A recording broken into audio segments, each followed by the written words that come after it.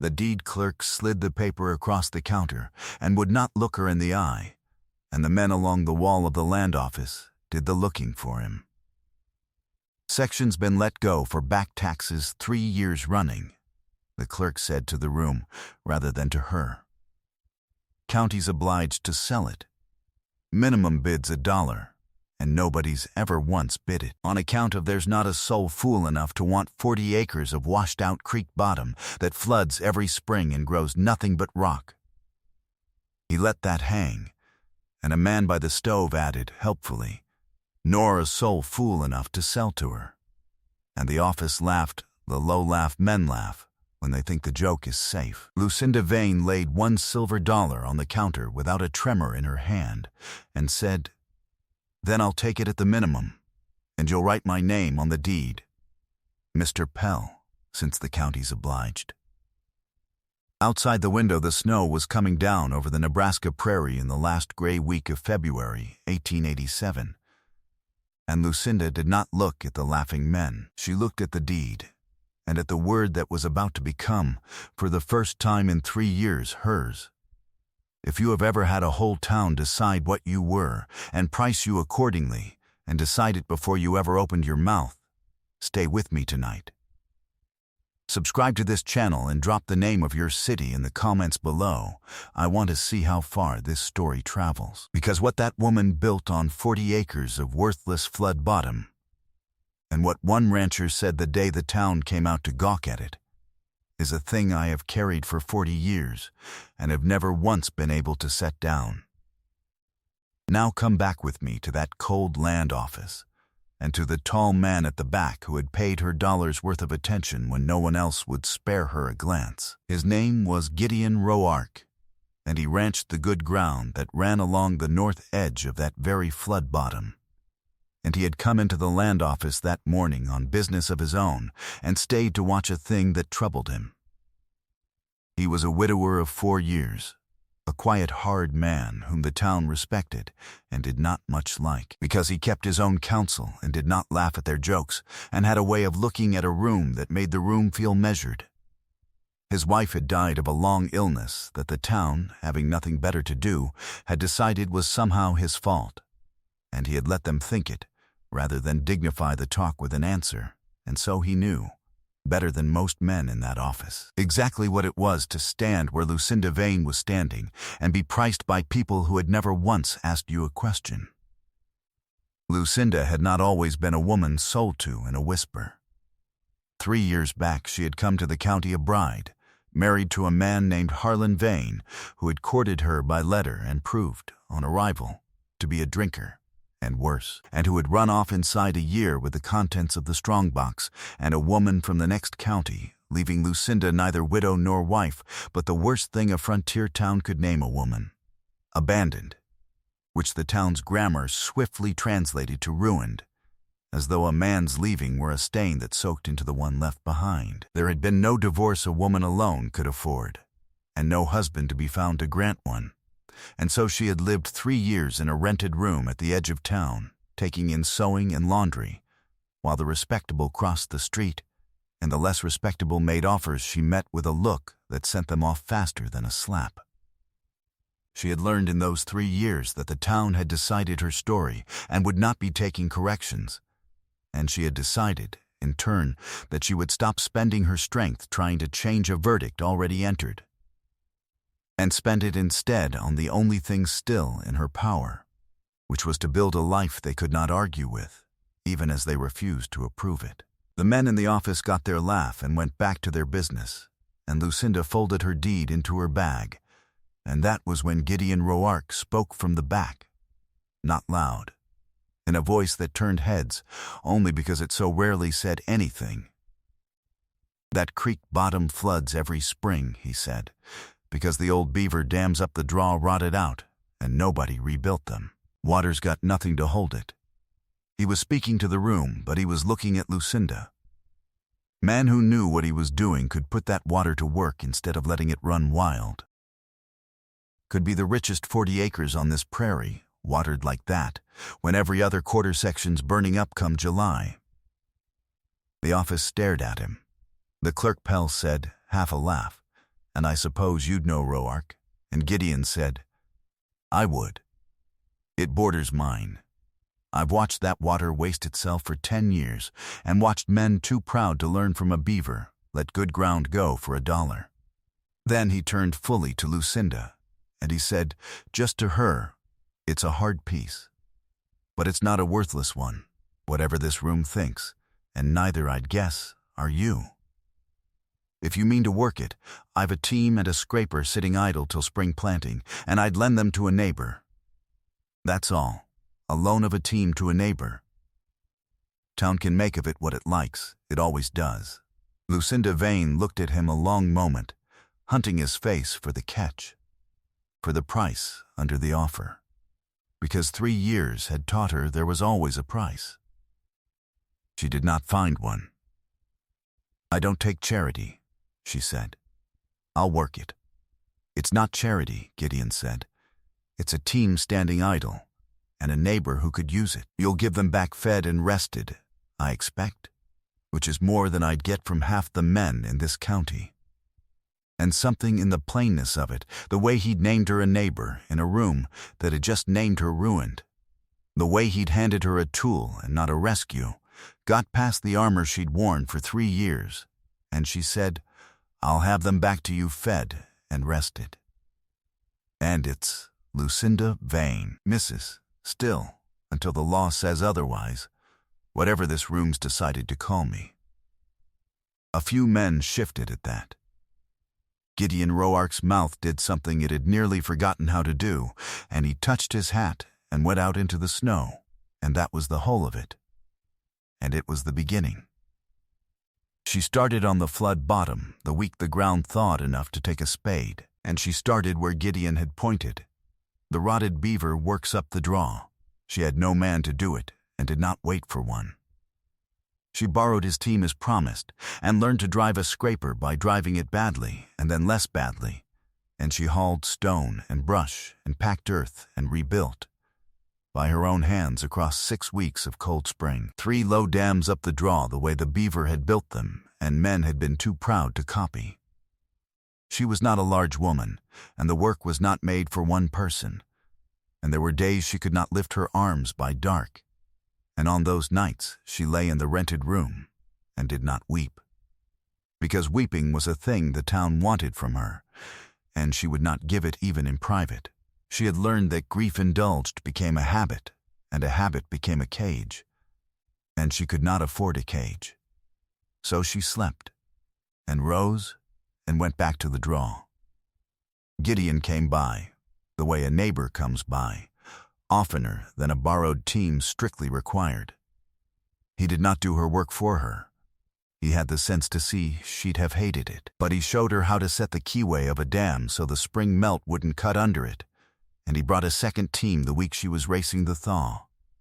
And he stayed to swing a maul beside her without making a speech about it, and at the end of those days he would not take a meal the first few times until she said one evening, flat, "You'll eat what I cook, or you'll insult me, and I've been insulted enough this decade." And after that, he ate. The town, of course, talked, a ruined woman and a widower man alone on a flood bottom. The grammar wrote itself. Lucinda heard the talk the way she heard the wind, and let it pass through her, because she had a dam to set, and the talk had never once helped set a dam. The meal that mattered came on a raw April evening, when the 3rd dam was keyed in and holding, and Gideon came up from the draw soaked to the waist in gray with the cold and the particular hunger of a man who'd eaten 4 years of his own bad cooking. Lucinda set in front of him a pot of chicken and dumplings she'd had going since noon, the smell of it filling the little line shack she'd fixed up on the bottom so thick a man could lean on it, and Gideon took the first spoonful and stopped. Just stopped. Spoon down, his eyes gone somewhere far back. Because the body remembers what the heart has packed away, and a man does not eat like that after 4 years without it taking him somewhere. Lucinda did not ask him where. She knew that look. She'd worn its cousin. She only said, "There's the whole pot, eat, and let him go where he'd gone, and come back on his own. When he came back, he said, quiet, to the bowl, "My wife used to make this. I'd forgot I could stand to eat it." And Lucinda did not pick that up and turn it over, because some things a person sets down need to be left where they're set, and she only refilled his bowl, and that was the right thing. There was no child between them. He had none, and neither did she, and so the warmth had to build the slow, hard way. Two grown people, each long since taught not to hope, and it built in the wordless trade of work. He notched the line shack door so it would shut true against the wind. She mended the coat he'd worn through helping her and left it folded on the scraper seat. He started leaving the better team for her and taking the green one home for himself, and never said so, and she noticed and never said so either. They built that spring two things at once, the dams up the draw, and a thing between them with no name yet that neither was fool enough to rush. And then the spring melt came. The real one, the gully washer that had drowned that bottom every year in living memory, and the whole county half expected to see Lucinda Vane's foolishness washed clean down the Platte. Instead, the three low dams up the draw caught the flood and held it and let it down slow, the way the Beaver had once, and where the bottom had always flooded to ruin it, instead flooded to richness. The water spreading thin and soaking in and standing in three clear ponds stepped down the draw, and by June, when every other quarter section on that prairie was curling brown under a hammering sun, Lucinda Vane's worthless dollar bottom came up the deepest, wettest, greenest 40 acres in the county, grass to a horse's belly and a garden you could feed a town from, and water enough to sell. She had not been given good ground. She had built it. The trouble, when it came for exactly that, because nothing draws a man's covetousness like watching a thing he laughed at turn valuable. The clerk Pell had a cousin, a man named Dorsey Flint, who held paper across half the county, and Flint rode out in July to inform Lucinda, regretfully and with documents, that there was a question about her deed, that a woman of her standing, an abandoned wife with no clear legal status, may not have had the capacity to hold property in her own name, that her absent husband Harlan might yet have a claim, and that to spare everyone an ugly court fight, Flint was prepared to take the troublesome parcel off her hands for a fair price, which was to say a robber's price, before the question of her ruin made the whole title worthless. He smiled when he said ruin. He had brought the county recorder along to make it feel like law. And Lucinda Vane, who had stood through 3 years of the town's verdict without bending, felt this one reach her. Because it was not an insult now, but a lever, and they had found the one place she had no paper to defend, her own legal standing. An abandoned wife, who was neither widow nor divorced, a woman the law itself had left in a doorway. She felt the old verdict rise up dressed as a deed and begin, for the first time, to win. Gideon Roark set down the fence stretcher he'd been holding. He did not raise his voice. He had spent 4 years saying as little as a man could, and he said little now. He looked at the county recorder, not at Flint, and he said, "Whose name's on the deed?" The recorder allowed it was Mrs. Vane's, clear and recorded. And the back taxes that forfeited it, whose default was that? The recorder checked and allowed it was the prior owner's, no connection to Vane. "Then there's no question," Gideon said, "only a man who wants green ground he laughed at in February and figures a lone woman's the cheapest way to steal it." He turned to Flint. "Harlan Vane's got no claim. He abandoned the marriage and the county before she ever bought that parcel, with witnesses to the day he left and the strongbox he emptied. A man who runs off don't get to ride back 3 years on and own what the woman built while he was gone. No court in this state would hand it him, and you know it, which is why you came with a price instead of a writ."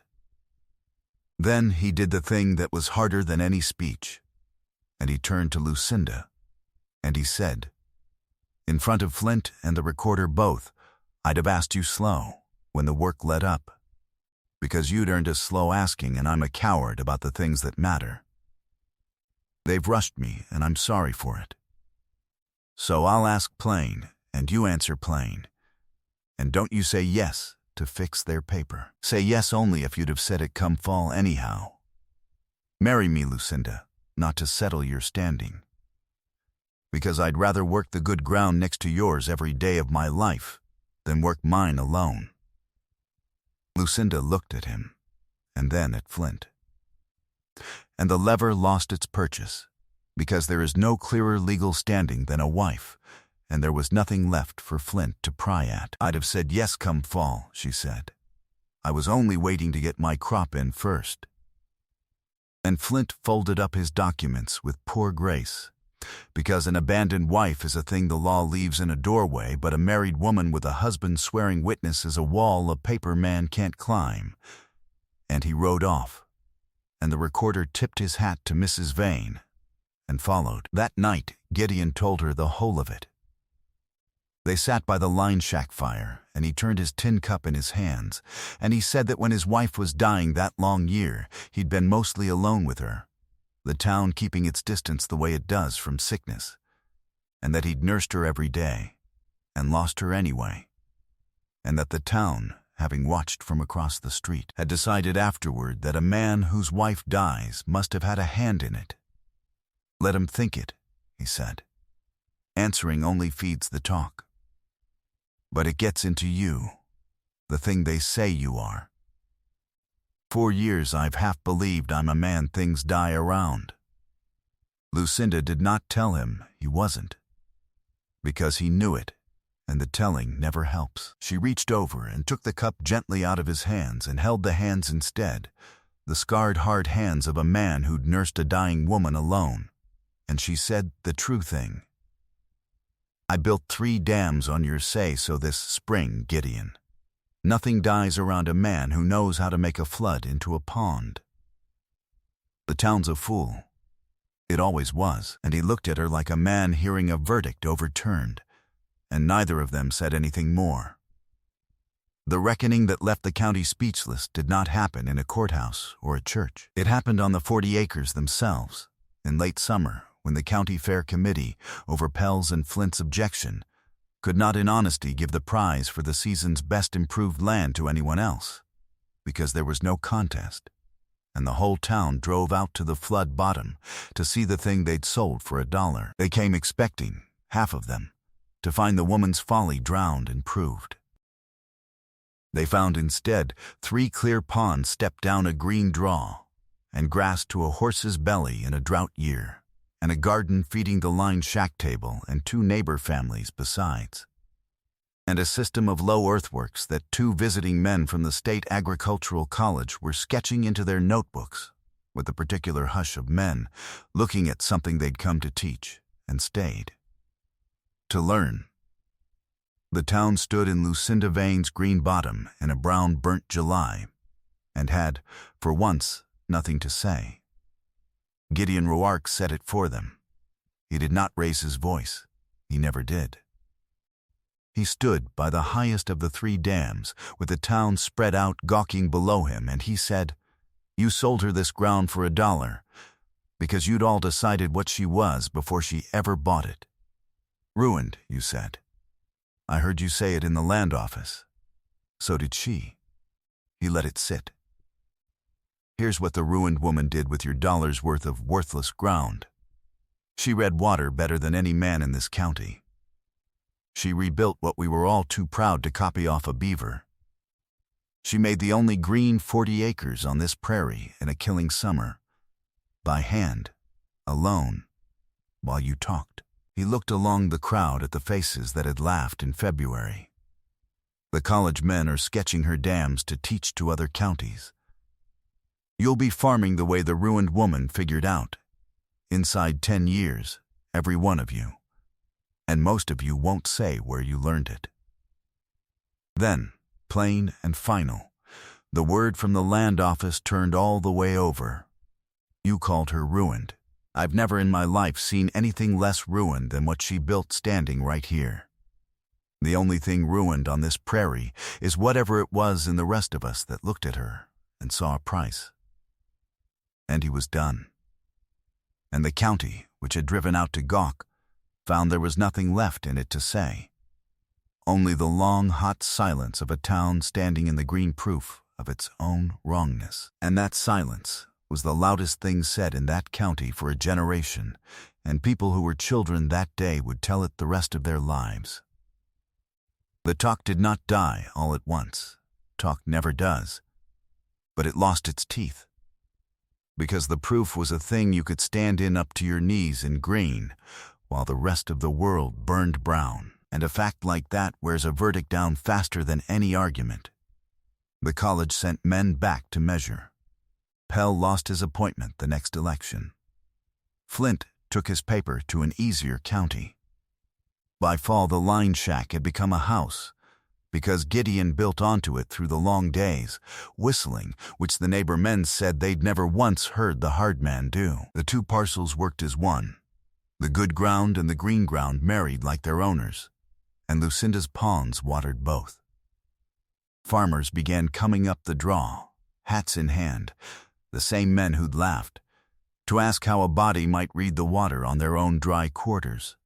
And Lucinda told them, plainly and without charge, because she found she'd rather the whole prairie green than keep the knowing to herself, which was its own quiet revenge, and a better one than spite.